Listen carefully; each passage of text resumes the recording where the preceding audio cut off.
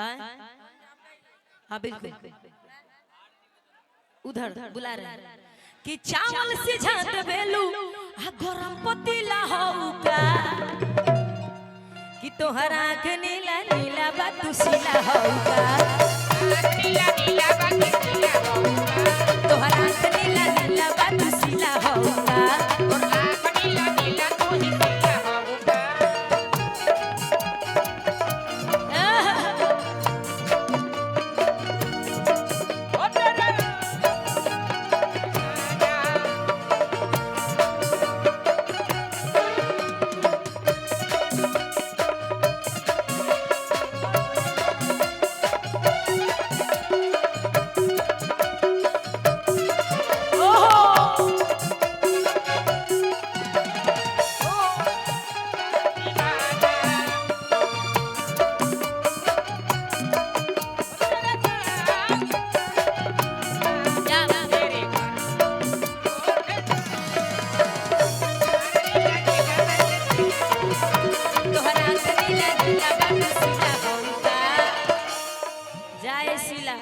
तहर जवाब आया शिला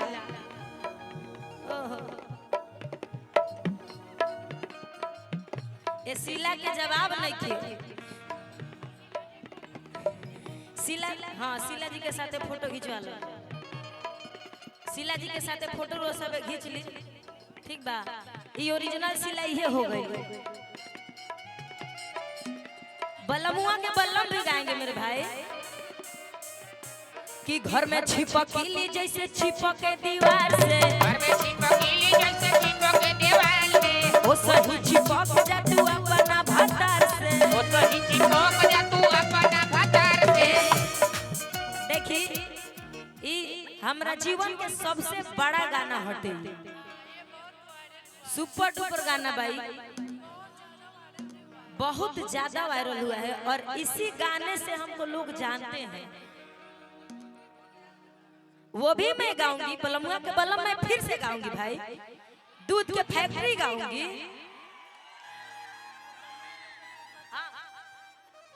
कि हमार दूध गोबा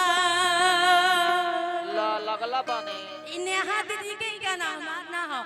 कि हमार दूध गोबा दूध के फैक्ट्री आके करिए में नौकरी ए देखो पूजा त निमन गाइबो करेली साथे साथे निमन एक्टिंगो करेली नो डाउट इनका लगे दोनों गुण भरल बा अब पीछा में और कुछ गुण भरल बा जौन एकदम हिट बाड़ी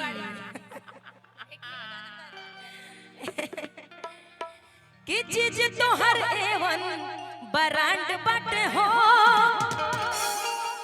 आ बोला ना एकर का डिमांड बाटे हो की चीज तो हर एवन ब्रांड बाटे हो आ बोला ना एकर का डिमांड बाटे हो कि कैसे तू भइलू अरे बोला ए तरी आ बोला बोला छोकड़ी कैसे भइलू गे दरी कि कैसे तू भइलू अरे बोला ए तरी आ बोला बोला छोकड़ी कैसे भइलू गे दरी कि हमर दूध गोबा कि हमर दूध गोबा दूध के फैक्ट्री के करियो में नौकरी के करी हमर दूध गोबा दूध के फैक्ट्री के करियो में नौकरी हमर दूध गोबा दूध के फैक्ट्री के करियो नौकरी चीज तो हर वन ब्रांड बाटे हो बोला ना एकर का डिमांड बाटे हो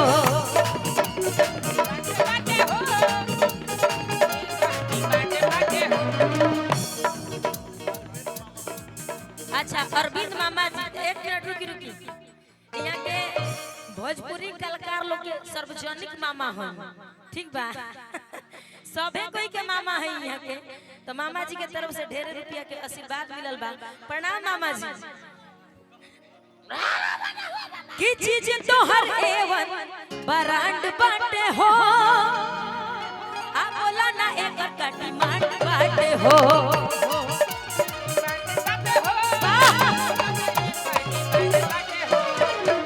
कि कैसे तू भइलू अरे बोलाए तारी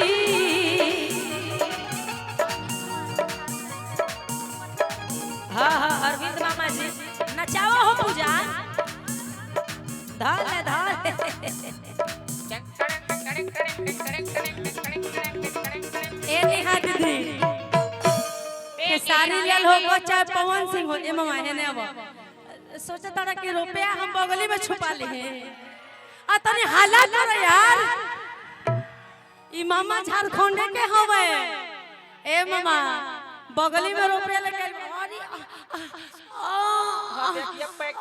अरे मागो रे मागो खेसारी ले लोग चाहे पवन सिंह चाहे अनुपमा यादव के सब कोई के मामा हवे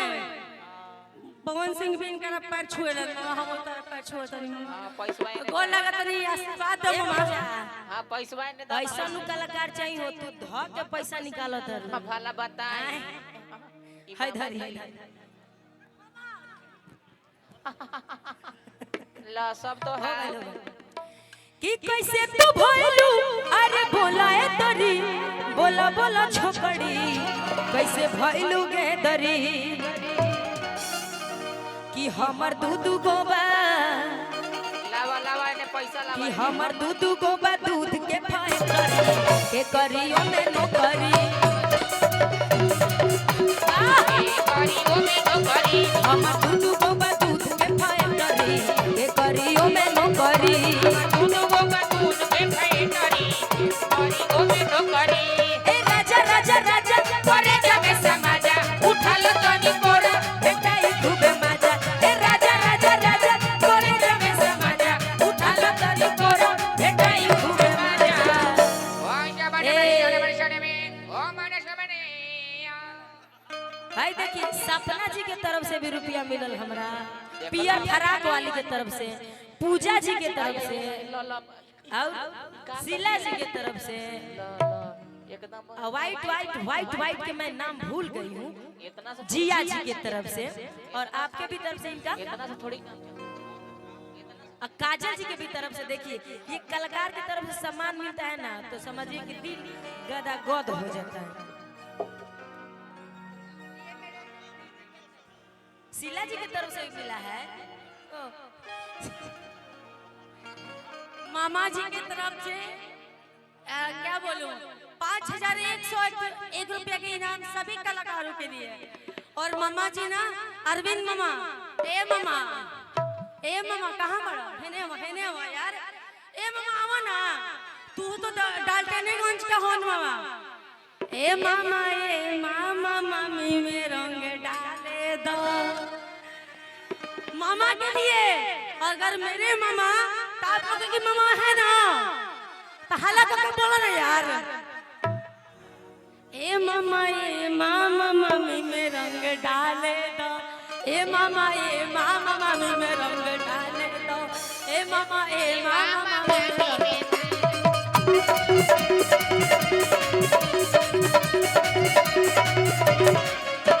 हेलो बहुत अच्छा गाती है लेकिन उनको नीचे से डालो ऊपर से बड़ी पाला बा नीचे से डालो ऊपर से बड़ी पाला बा ए अरविंद मामा कहीं भी चलो पवन सिंह खेसारी जितना भी कलाकार हो गए आ सबको के रुपया दे हम को रुपया दे ए मामा